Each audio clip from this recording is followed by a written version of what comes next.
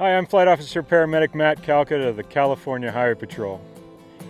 Today we're with Search and Rescue Volunteer and Mountain Guide Logan Talbott from Alpenglow Expeditions. He's going to give you some tips on how to travel in the backcountry and use your cell phone in case of an emergency. Hi there, my name is Logan and I'm here to talk about how phones can really help us out in an emergency. We all use our phones for many things in life, but few people realize how useful they can be when we travel into the backcountry. Today we're going to talk about finding our location coordinates on our phones. Before I start, ask yourself, do I know how to quickly find my GPS coordinates on my smartphone? More often than not, the answer is no, especially if you don't have access to the internet.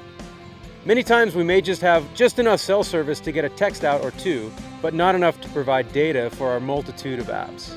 Imagine the predicament. Darkness has fallen, and your afternoon hike or ski tour has turned into an epic. Cell service is spotty, but texting works. Your friend or family returns your text and asks, "Where are you?"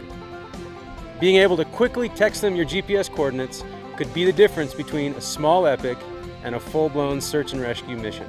If you have an iPhone, simply open up the built-in compass app and you will see your lat-long coordinates. If you don't see them, you need to turn on your location services for the compass in Settings. Go to Settings, then Privacy, then Location Services, then Compass. Toggle from Never to While using the app. Then you can simply hold your finger on the coordinates in the compass and click Copy. Then paste it into a text and bingo, the world knows where you are. If you have an Android device like a Samsung, simply open up Google Maps. You will see the location on the map in the form of a blue dot. Push and hold at this location and a red pin will appear. Your coordinates will be displayed in the search bar.